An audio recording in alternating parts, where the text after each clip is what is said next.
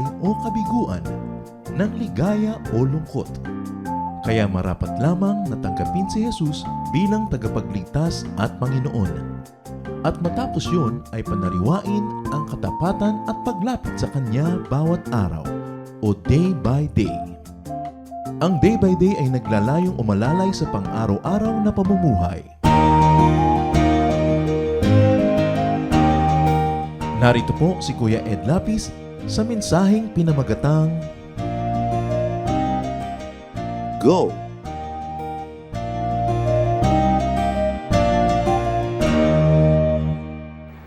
Every day with Jesus is sweeter than the day before. And it's possible only if we get to know Jesus more and more. What will make us fall in love with Jesus more is when we get to know His heart more and more. Ang pag-aaral natin ngayon is ang hakbang para lalo nating makilala ang puso, ang pag-ibig, ang kabutihan ni Jesus. Pinamaganda nating Go! Salamat Panginoon dahil kayo'y maibigin at talagang dahil doon, pwedeng-pwede na lalo kaming ma-in-love sa inyo. Salamat dahil kayo'y Diyos ng pag-ibig at nawa ang pag-ibig na ito ang makilala namin higit sa anumang mga katangian ninyo na ipinakilala nyo, lalong pinaliwanag sa ministry ng iyong anak na si Jesus. Teach us, O God. Lead us unto a deeper understanding of you so that we fall in love with you more and more. Forgive us our sins. Cleanse us. Empower us to see your truth. In the name of Jesus, your Son, our teacher, our healer, and the greatest lover and friend of all, we pray with thanksgiving. Go! John 8:2. Early in the morning, Jesus went to the temple. The people came to Him and He sat down and started teaching them. Kung meron talagang ministry ang Panginoong Jesus, ito ay ang ministry ng pagtuturo. He was called Rabbi, teacher. At eto na naman, meron na naman siya itinuturo at tamang-tama, merong biglang mangyayari na magiging napakagandang visual aid, exhibit A, ng kanyang itinuturo. Kung ang itinuturo niya ideya, ngayon magkakaroon ng isang practical application. A lesson from the Lord will be given bone and meat and flesh in a real, life-threatening condition that actually becomes a problem to many people. John 8:3-5, isang napakamatandang kwentong pinapaulit-ulit, subalit hindi na uubusan ng leksyon para sa ating lahat. The Pharisees and the teachers of the law of Moses brought in a woman who had been caught in bed with a man who wasn't her husband. They made her stand in the middle of the crowd. Then they said, "Teacher, this woman was caught sleeping with a man who isn't her husband. The law of Moses teaches that a woman like this should be stoned to death. What do you say?" Hindi malayong isipin na ang itinuturo ng Panginoon ay teaching tungkol sa pag-ibig, pagmamahal, pagpapatawad sa kapwa. Kaya heto bigla ang isang napakalaking challenge kung paano i-apply yung katuruan na yon. The verses do not say that this woman was a prostitute nor married. We don't know anything about her except that she was caught in bed with a man who was not her husband. The verses also do not say that the man involved was married. What we know was, ngayon, ang isinasakdal lang yung babae at hindi yung lalaki who was her partner in crime, so to speak. Kitang-kita natin agad dito yung bias ng religious system, ng legal system ng Israel nung panahon ni Jesus. Nung unang panahon actually, panahon ni Moses, parehong paparusahan yung babae at lalaki na nangangalo niya, na nagkakaroon ng sexual relations na hindi naman sila ang mag-asawa. Kung ano ang nangyari sa paglipas ng panahon, ngayon sa panahon ni Jesus, babae na lang ang pinaparusahan. Yung lalaki, hindi. There was already a big twisting that happened to the law and its application. So the man, the other half of the party, was nowhere, was not condemned. At idiniin nila, malinaw sa batas ni Moses na ang ganitong uri ng babae ay dapat batuhin hanggang mamatay. Kita natin agad ang conflict. Napakalinaw ng conflict, the law of Moses in light of the law of Jesus. Yung itinuturo niya na pag-ibig, itinuturo niya na pagpapatawad, babangga ngayon sa katuroan ni Moses na sinasanto, pinopoon, institusyon ng bayang Israel. And what was to follow? A demo. A practical application of Jesus' teaching. Malaki ang tanong, so much was at stake. Ano ang gagawin natin sa babaeng ito na malinaw na iniuutos ng kabatas ni Moses na kailangang batuhin hanggang mamatay? John 8:6, they asked Jesus this question because they wanted to test him and bring some charge against him. So we are told immediately what the intention of the question was.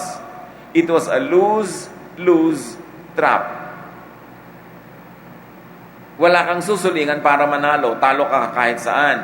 Lose, pag kinondemn niya yung babae, kasi tatanungin sa kanya, where is the love? Akala ko ba loving ka? Akala ko ba forgiveness ang itinuturo mo? Bakit papatayin itong babaeng nagkamali? Inconsistent with your teaching.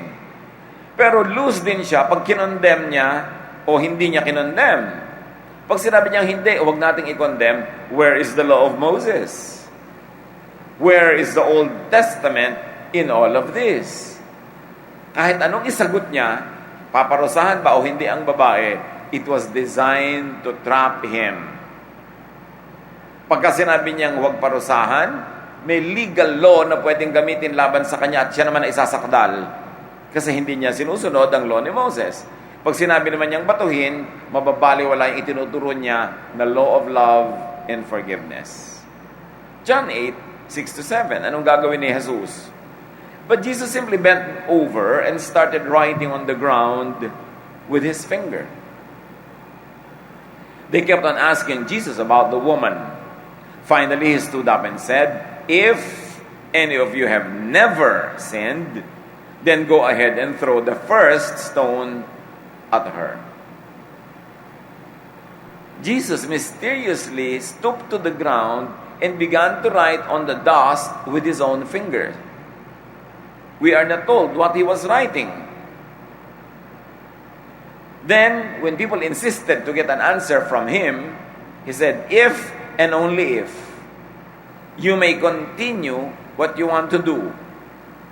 You may stone her to death in one condition. The first one to throw a stone should never have sinned. And remember, it was the first stone only. Only one had to be sinless, and the sinful others may throw the succeeding stones. Hindi ni-require ni Jesus na ang lahat ng tao doon ay walang kasalanan para makabato. Ang requirement lang niya, yung walang kasalanan, pwedeng bumato una. It goes without saying na yung mga may kasalanan iba, pwede na kayong sumunod. Basta may mauna lang. Isa lang ang kailangan para matuloy ang batuhan. All that was needed by the mob to be able to stone the sinful woman was one sinless judge among them. Isa lang. Lahat kayo may hawak na bato, pwede nyo siyang batuhin, pero ang qualified mauna, yung walang kasalanan. Yun ang sagot ni Jesus sa tanong. Ang tanong ay, babatuhin ba o hindi? Pero, he gave a non-direct answer, which was a win. Check. Kasi, hindi siya mabubutasan sa legal court kasi hindi niya sinabing, huwag batuhin. It was an all-in-one answer, which was also a win. Kasi, hindi rin naman niya sinabing batuhin. Therefore, hindi mapapawalang bisa yung itinuturo niya. So, pero ang total effect was a big echoing no. Huwag siyang batuhin while giving his enemies no legal instrument in their hands. Hindi pwedeng mapatunayan sa kanilang hukuman na sinabi ni Jesus na huwag batuhin. Hindi rin naman pwede sabihin ang sagot ni Jesus ay batuhin. Implied lang, hindi sapat para maging ebidensya sa court. But it was a big no because no one among them was sinless. And if no one is qualified to throw the first stone, there can be no second or third or succeeding stones. It was the greatest answer that could be given in such a situation. Pagkatapos sabi sa John 8:8, once again he bent over and began writing on the ground. Malaking palaisipan sa mga scholars kung ano yung sinusulat ni Jesus. Pero kung ano man yon, naging basihan yon para yung mga tao walang maglakas ng loob bumato. Siyempre, lahat nakatingin sa kanya, tapos yumuko siya sa lupa, nagsulat. May mga scholars na nag-iisip na isinulat niya doon ay mga kasalanan ng mga taong nandun na gustong mambato. At matapos siyang sabihin na, sige, yung walang kasalanan, maunang bumato, yumuko siya uli at ang tinapat niya naman doon sa mga kasalanan, yung mga kaparusahan sa bawat kasalanan na yon, na maaaring stoning to death din. Alam natin na napakalakas ng effect ng isinulat niya kasi ang nangyaring bunga sa mga taong galit na galit at gustong bumato, John 8:9, the people left one by one, beginning with the oldest. The judges inhibited themselves from the case. No one was qualified to throw the first stone, therefore no one could throw the second or the third, the fourth, the fifth, or the succeeding stones. John 8:9-11. Finally, Jesus and the woman were there alone. Jesus stood up and asked her, "Where is everyone? Isn't there anyone left to accuse you?" "No, sir," the woman answered. So Jesus' answer forced the judgmental people to condemn themselves. Kanina, yung buong mob gustong i-condemn yung babae. In fact, they already condemned her. But with the answer of Jesus, na kung sino ang walang kasalanan, maunang bumato, nagsulat pa siya sa lupa na maaari talagang mga kasalanan ng mga nandun, wala na ngayong may lakas ng loob na mambato pa. Nawalan sila ng moral upper hand dahil may mga kasalanan din sila. It was a master stroke. Ang galing ng ginawa ni Lord. Sinagot niya nang hindi niya sinagot legally. Therefore, hindi siya pwedeng i-demanda. Pero meron tayong dapat intindihin dito and we should take note of that the discussion of a person's sin is private matter between the person and Jesus only. Yes, inungkat din ni Lord. Sabi sa kanya, meron bang bumato sa'yo? May natira pa ba na nga ako sa sayo? Hindi iniwasan ni Lord yung topic. Hindi naman niya pinaligtas yung babae sa topic na yon. Pero, diniscuss niya nung wala ng tao. Hindi niya tinanong yung babae habang nandun pa yung mga accusers. Kasi manggugulo yung mga yon. Mga akusa, sasali sa usapan. Pinag-usapan yung kalagayan ng babae, pero privately. Jesus opened the issue only when there was nobody else present. When they were alone, the crowd having left. The mob then had, and the people now have no business convening to discuss and judge people's sins. Yun ang isa sa mga napakalinaw na nandudumilat na application nito galing kay Jesus. Walang pake ang mga tao sa kasalanan ng kapwa nila. Hindi sila para magpulong-pulong, magtumpok-tumpok, mag-meeting-meeting para yun pag-usapan. Yes, pag-uusapan yun. But within Jesus and the sinner. Privately. In a spiritual way. John 8:11.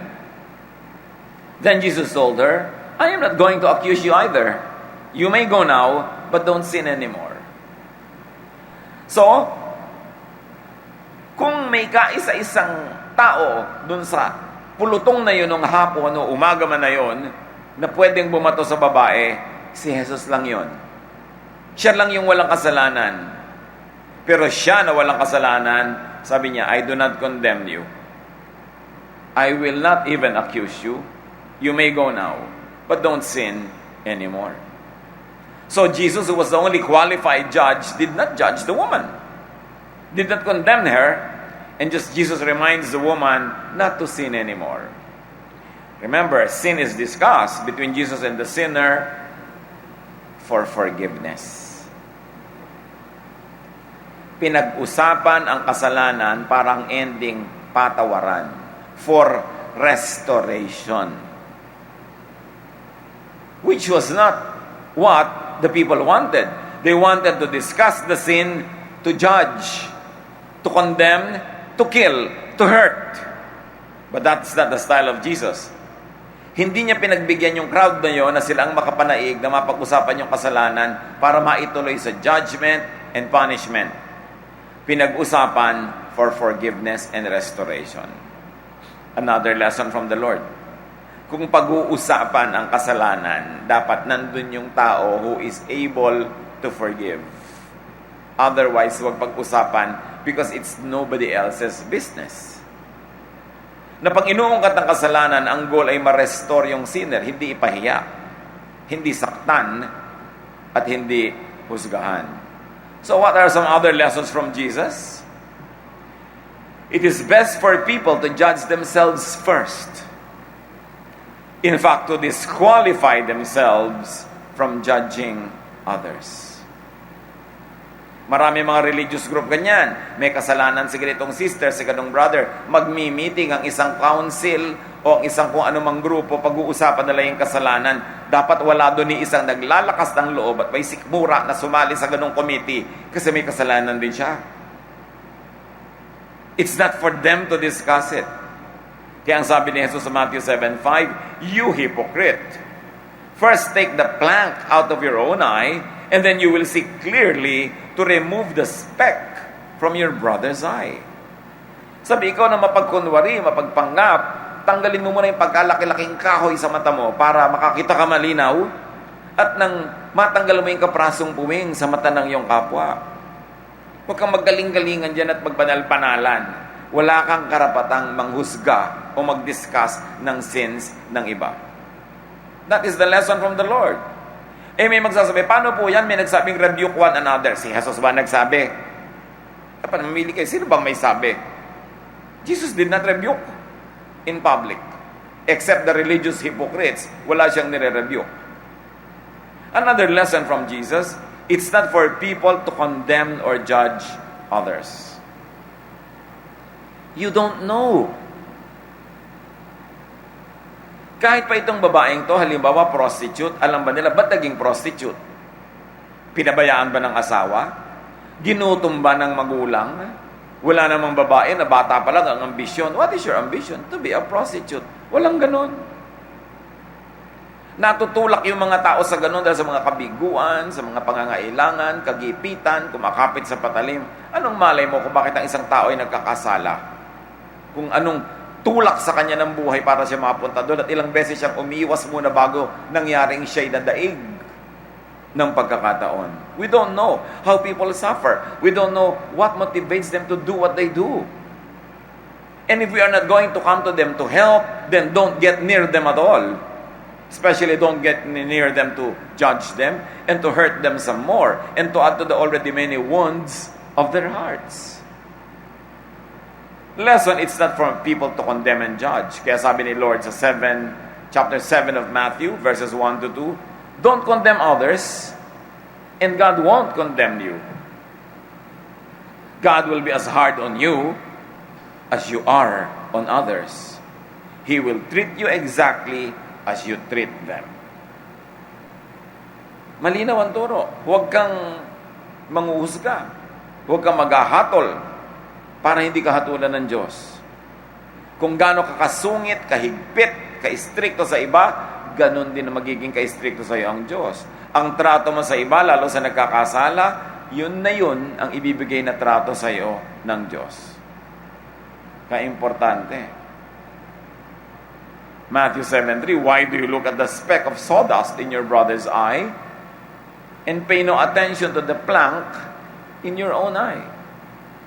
So, it is for Jesus, not for fellow men, to discuss people's sin and tell people to stop sinning. Si Jesus ang nagsabi, sin no more. Kasi kung kapwa makasalanan na wala magsasabi sa'yo, stop sinning, pwede ba sabihin, ikaw, when will you stop? Pwedeng talbog sa akin, dikit sa'yo. Kasi hindi ka nga qualified mag-judge. Hindi ka qualified mag-throw ng stone kasi may kasalanan ka. Napakalaking kabulagan para sabihin mong qualified ka. Dahil siguro hindi ka adulterer, pero hindi ka ba liar? O hindi ka liar, pero hindi ka ba proud? Wala ka ba talagang kasalanan sa mundo? Magkakaiba lang naman ang korte, magkakaiba ng timing, magkakaiba ng sidhi. But all have sinned and fallen short of the glory of God. Kaya mabuti pa, bitawan niyang bato na yan at umuwi ka and plant some kamote. Kesa magkalkal ka at maghukay ng mga kasalanan ng kapwa mo. Conviction is from Jesus and the Holy Spirit. Conviction is between Jesus and the sinner. Not from another fellow human being who is a sinner anyway. Huwag natin gawing ambisyon, mission, at job description to convict others of their sin. Hindi tayo binigyan ni Jesus ng ganong karapatan. Ang unahin mo, sukatin ang iyong sarili. At kita nyo ang nakataya, the law of Moses or the law of Jesus. And obviously, the law of love, the law of Jesus is higher than legal religious law, even the law of Moses. That the teaching of Jesus supersedes all teachings of the Old Testament that contradict the spirit of Jesus' love. So tigilan mo ng kako-quote ang mga law of Moses para magkaroon ka ng tool in your hand para manghampas, manakit, manghusga ng iba. In-overturn na ni Jesus yun with His law of love. Parang, hello, gising ka ba? Nagbabasa ka ba ng New Testament? Matthew 22:36-40. Teacher, which is the greatest commandment in the law? Tinanong yan. Sinagot. Jesus replied, love the Lord your God with all your heart and with all your soul and with all your mind. This is the first and greatest commandment. And the second is like it. Love your neighbor as yourself. All the law and the prophets hang on these two commandments. Ang linaw. Which is the greatest commandment? Ang dami nun eh. 10 commandments and 613 other commandments called mizvots. Sinagot ni Lord, isa lang ang law, huwag kayong malito, love. Para linawin, love for God and love for others. Lahat ng law dyan bibitin at sasabit. Pag hindi loving, lalaglag, dudulas, hindi hahawak, magigiba, mababaliwala. The law of love. Kaya si Paul, na napakalalim, napakataas, napakalawak ng pagkaunawa sa teaching ni Jesus, ineko sa 1 Corinthians 13, 1-3. Sabi niya, what if I could speak all languages of humans and of angels? If I did not love others, I would be nothing more than a noisy gong or a clanging cymbal. Ano pa man ang kaya mong sabihin, ano mang runong, ano mang galing mo magturo, ano man ang husay mo kahit saan, pag hindi loving ang iyong pamamaraan, ang iyong measurement of things, sabi niya, maingay na lata ka lang na kumakalembang ng walang katuturan, sabi ni Paul. Ang halaga sa kanila ng gift of tongues. In verse 2, what if I could prophesy and understand all secrets and all knowledge? And what if I had faith that moved mountains? I would be nothing unless I loved others. Napakalaki din ang pagpapahalaga nila sa faith at sa prophecy, sa knowledge, sa gift of preaching. Pero sabi ni Paul, baliwala lahat yan pag hindi ka loving. Kasi gagamitin mo lang yung galing mo, yung galing ng prophecy mo, yung galing mo ng pagtuturo, para ka manggipit, para ka pagpasikip ng mundo ng kapwa, para ka manghusga, para ka manakit, para ka mambato. Naging magaling ka pa para lang mambato. Wag na lang. Buti pa, hindi ka na lang magaling. Sabi niya, that's nothing unless I loved people. What if I gave away all that I owned and let myself be burned alive? I would gain nothing unless I loved others. So the gift of sacrifice, the gift of giving, which was great to the Israelites, sabi niya, kahit pa sarili kong katawan ang ibigay ko para sunugin at ialay, kung hindi naman ako maibigin, walang katuturan. Kaya lahat yan, sinuma total ni Pablo sa 1 Corinthians 13:13. And now these three remain, the greatest of all, faith, hope, love. But the greatest of these is love. Kahit naman siguro grade 1, pag tinanong mo, loving ba na bumoto ng tao hanggang mamatay? Alam naman ang sagot, no. Loving ba na magpahiya na nagkasala? Alam naman nating no, napapahiya yung tao, nasasaktan ang damdamin. Loving ba na manghusga? Alam natin lahat yun, no. Pagka sinabi mo, in church, disiplinahin natin yung ganong singer, yung ganong instrumentalist, kasi may kasalanan. Itanong mo sa sarili mo, kung anak mo yun, kapatid mo yun, gusto mo ba madisiplina siya sa ganong paraan? Dahil loving ka at mahal mo siya, no naman. Madaling gawin kasi pag di mo ka mag-anak, pag di mo ka ano-ano. Kasi hindi mo mahal. Pero pag mahal mo, gagawin mo ba? Kaya sabi ni Jesus, pag-ibig ang mahalaga sa lahat. Leave the judging to God. God is the judge. Kayang-kaya niya mag-judge, hindi na natin kailangan pakialaman siya doon, panghimasukan o tulungan. Ang itinuturo at inuutos sa atin maging maibigin. So Jesus told the woman she could go. Sabi niya, may nanghusga ba sa iyo? Wala po. Well, hindi rin kita husgahan, kaya lumakad ka na. Go. To go away from the judgmental mob. Huwag kayong makibarkada sa mga taong ginadjudge lang naman kayo. Wala kayong mapapala. At nyo ipagsisiksikan ng sarili nyo sa mga taong lagi kayong chinichismis, ginadjudge. Sa inyo, go. Jesus told the woman to go to the comfort and protection of her own house. To live her sinful life. And to go to a brand new life. Sa inyo, hindi ka na dapat makaladkad ulit tulad ng nangyari ngayon. Magbago ka ng iyong buhay, tanggalan mo sila ng dahilan para kaganyanin. Pero ganun pa man, wala silang karapatan na gawin yon. And to the crowds and the mob, yun din ang unang sinabi ni Lord, without saying the word, go. Kaya nag-aalisan sila una eh. Go away from judging others. Go to your own homes and attend to your own lives. Go to self-reflection and realization. And if you like to go really, go to measure and judge yourselves, not others. Mahilig ka mag-judge, judge yourself. Mahilig ka magparusa, batuhin mo ang sarili mo. Huwag iba. So to the woman, sabi niya, go, don't get stuck in sin. Therefore, don't get stuck in judgment. In other words, don't go and get stuck in cycles.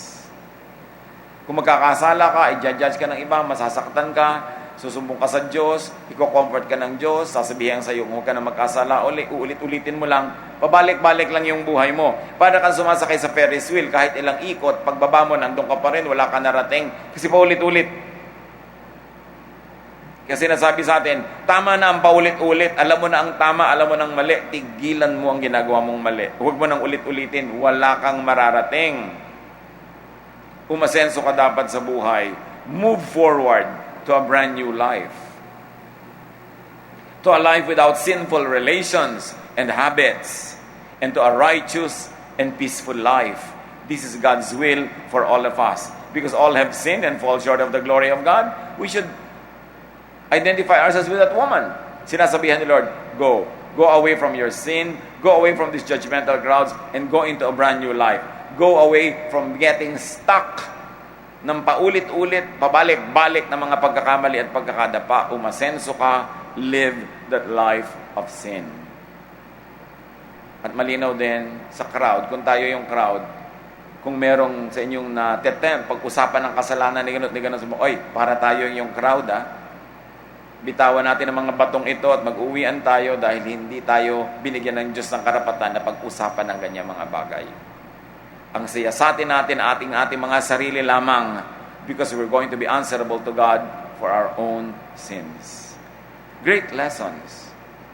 Don't be confused. Jesus is the Son of God. Jesus is the one who lived a perfect life. He is our Savior, our Lord.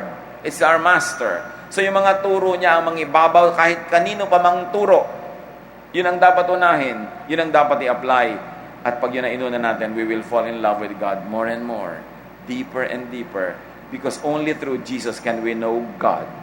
He is the personification of the divine. In Him, the fullness of the deity lived in bodily form. Walang taong naglakad sa balat ng lupa na kumatawan sa kabanalan, sa kabutihan ng Ama, liban kay Jesus.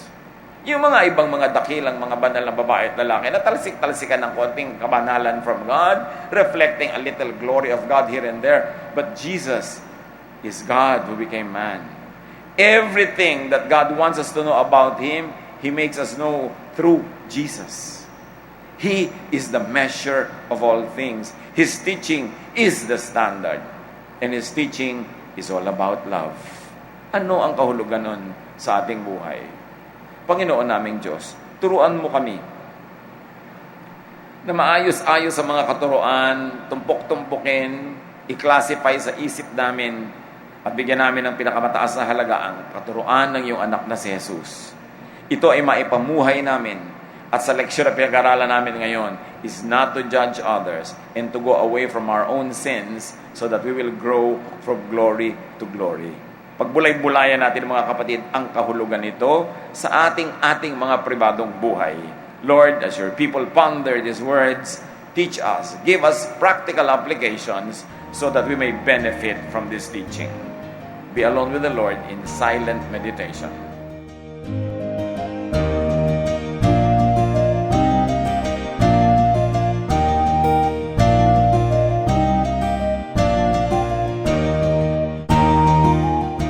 Ang katatapos pong mensahe ni Kuya Ed Lapis ay pinamagatang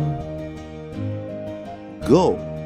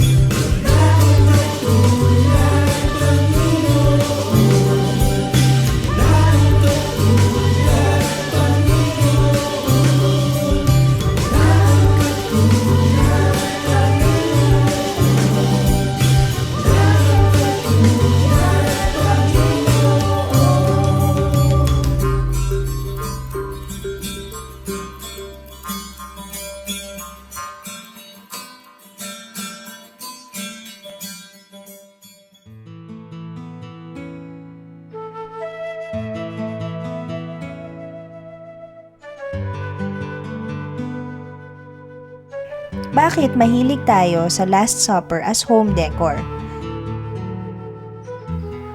Available kasi yung Last Supper kasi ang dami niya nagtinda, yung buhat-buhat nila ang dami, pag-aalok sila bahay-bahay. Kaya pag nagkaroon yung isa, magkakaroon din ng buong kapitbahayan at saka relihiyoso kasi maraming Pilipino. Kahit sa hapagkainan, gusto lang nakakakita ng mga religious symbols. At ano pa nga naman ang pinakabagay sa hapagkainan, kundi yung Last Supper depiction in painting or in other forms of art.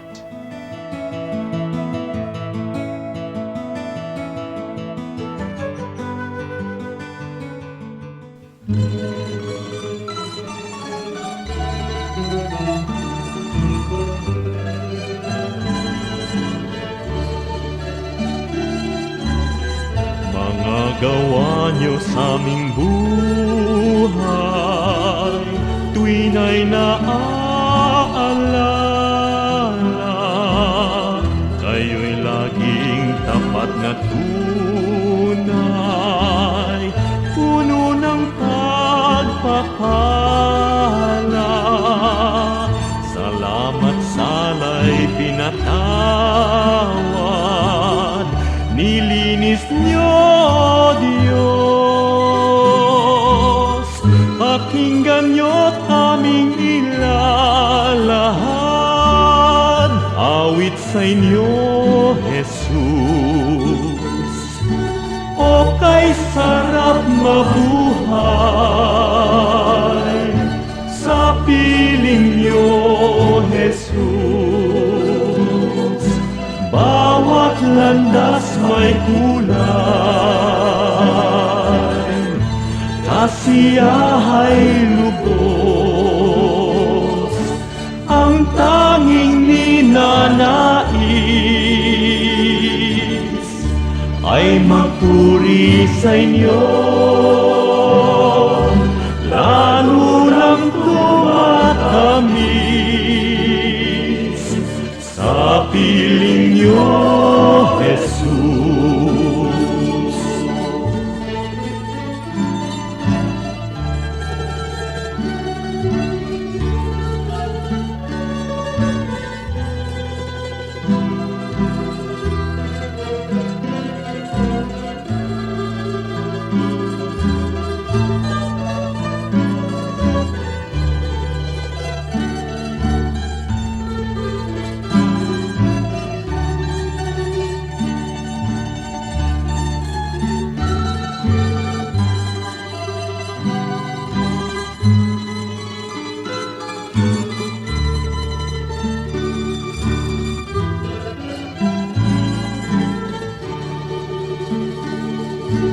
O kay sarap mabuhay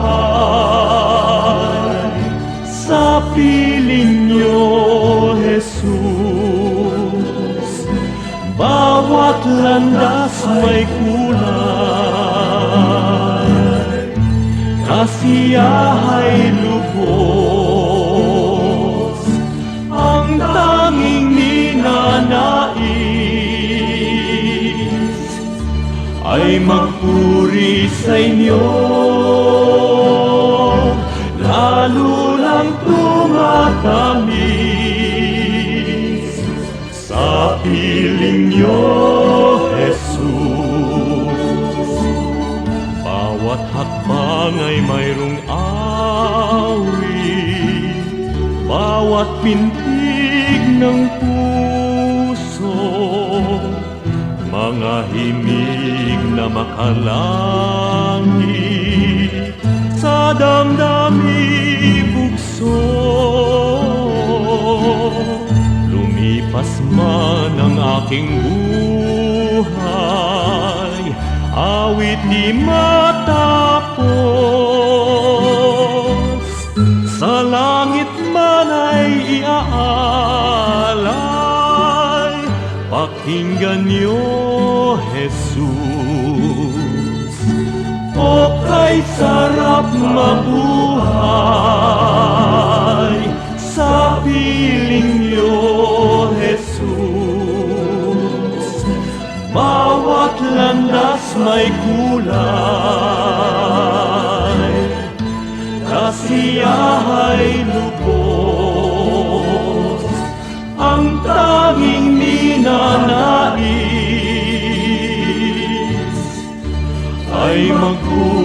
sa inyo,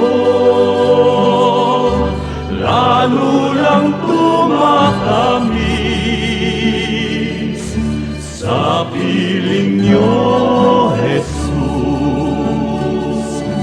Lalo lang tumatamis sa piling niyo,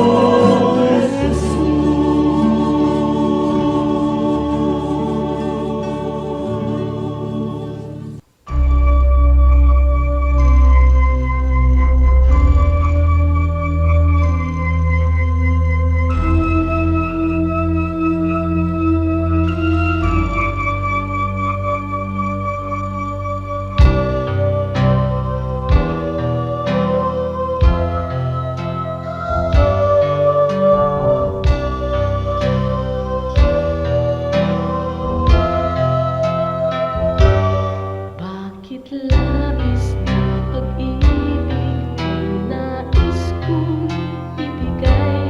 Magmula nang tanggapin ko si Jesus sa aking buhay. Noon ng Diyos sa puso ko'y isang katang-isip lamang. Ngunit ngayon siya ay katotohanan.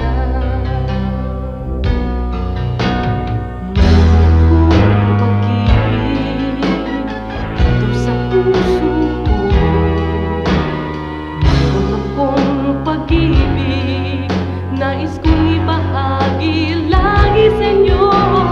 Mayroon akong pag-ibig na hindi mamamatay. Mayroon akong pag-ibig, ito ay panghabang buhay.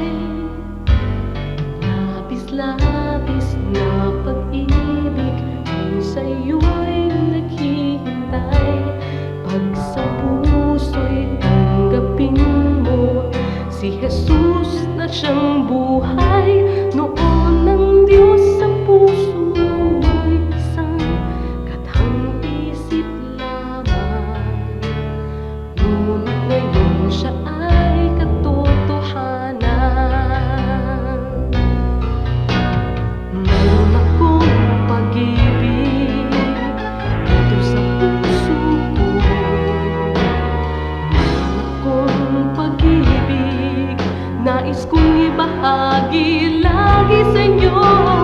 Mayroon akong pag-ibig na hindi mamamatay. Mayroon akong pag-ibig, ito ay panghabang buhay. Mayroon akong pag-ibig, ito ay panghabang buhay. Mayroon akong pag-ibig, ito ay panghabang buhay.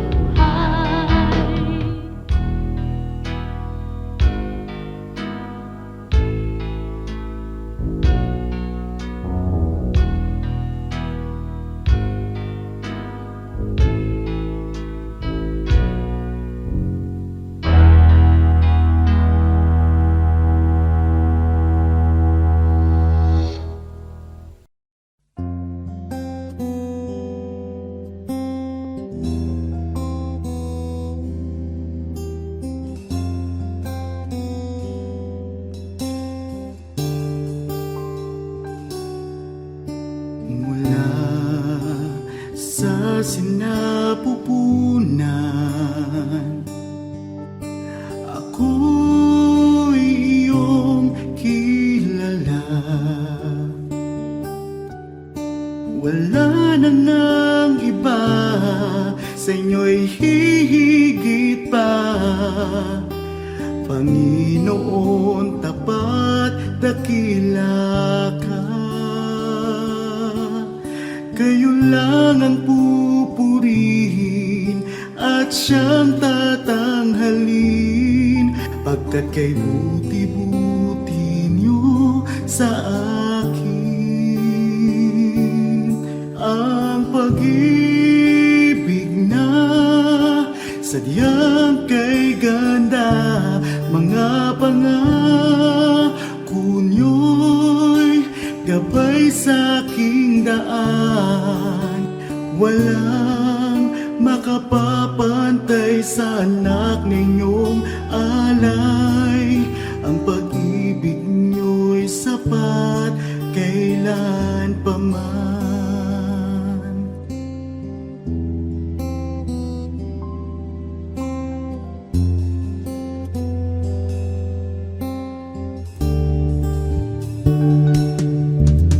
Tinawag niyo akong kaibigan, kahit na ako ay pariwara. Sagat sa labis ang inyong pagmamahal, sa tupang sa kawan na nawala. Kung aking bibilangin bawat butil ng buhangin, ang habag niyo'y ganon karami rin. Ang pag-ibig niya sadyang kay ganda, mga pangako niyo'y gabay sa aking daan. Walang makapapantay sa anak na inyong alay. Ang pag-ibig niyo'y sapat kailan pa man. Paano ba masusukat taas, lalim, layo't lawak ng pag-ibig niyong sadyang walang hanggan, walang hanggan. Ang pag-ibig na sadyang kay ganda, mga pangako niyo'y gabay sa aking daan. Walang makapapantay sa anak na inyong alay. Ang pag-ibig niyo'y sapat kailan pa man. Ang pag-ibig niyo'y sapat kailan pa man. Ang pag-ibig niyo'y sapat kailanman.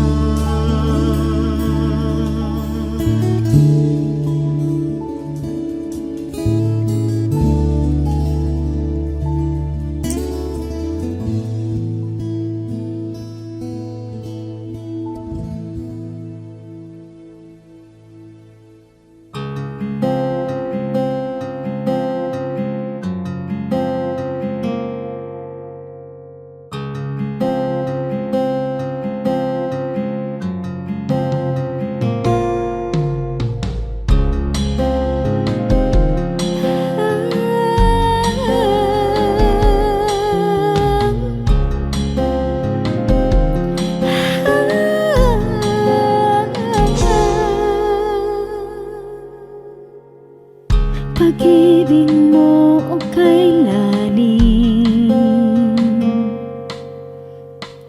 sukat man lumayo'y mahal pa rin. Liparin ko man ang dulong ng langit, sa piling mo pa rin magbabalik.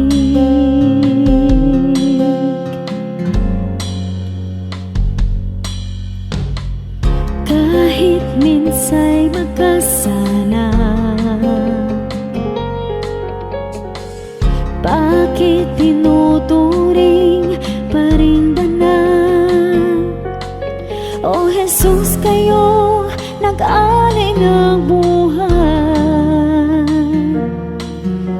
katwiran niyong aking tinataglay.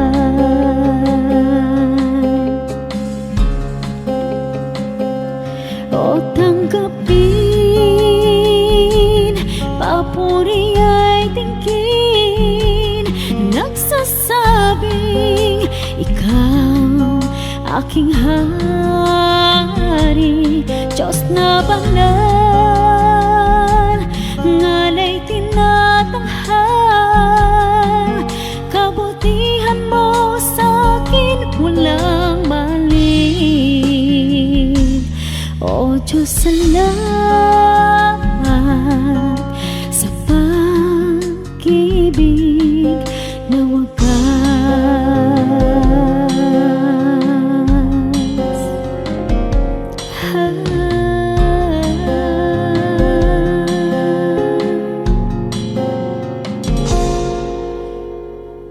Lagi naman itong isip, ngalan ko sa palad mo inukit. Walang sino mang maaring magwala. Kaligtasang ikaw ang nagpikat.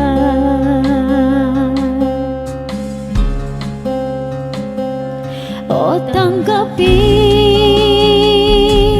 papuri ay tingin, nagsasabing ikaw aking hari. Diyos na banal, ngana'y tinatanghal. Kabutihan mo sa'kin walang mali. O Diyos, salamat sa pag-ibig na wagas.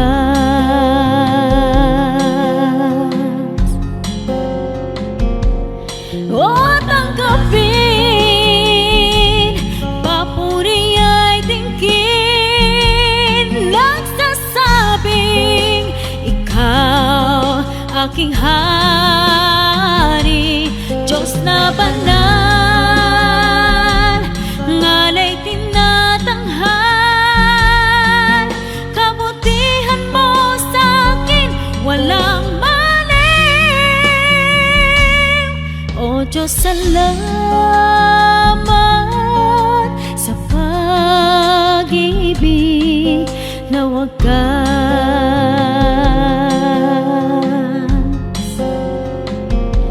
O Diyos, salamat sa pag-ibig na wagas.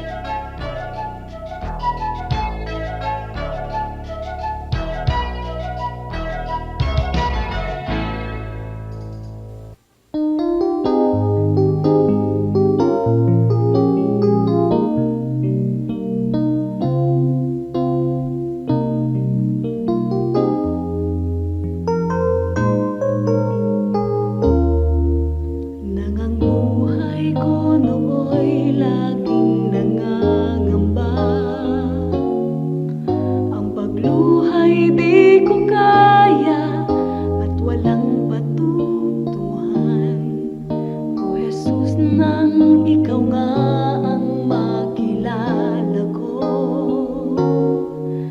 Ang lahat iyong pinanatag, ang lahat inayos mo. Kapayapaan na nagmumula sa'yo, naranasan ko dito sa buhay ko. Kapayapaan noon pa may hinihintay, aking Panginoon sa aking buhay.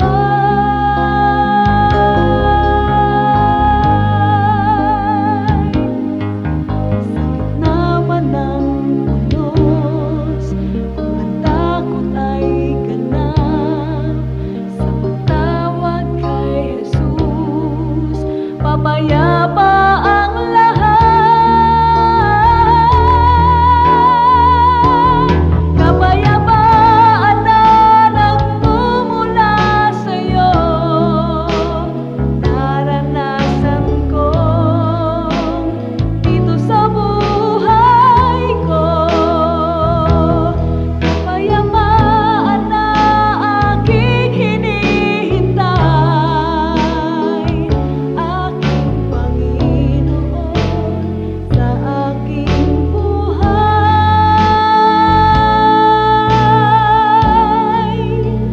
Sa aking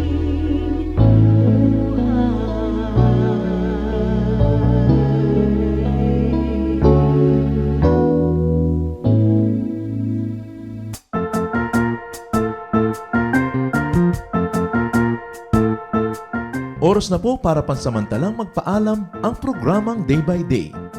Tayo po'y magsama-sama tuwing ika-6 hanggang ika-7 ng umaga, araw-araw. Magandang umaga po at mabuhay ang Panginoong Hesus!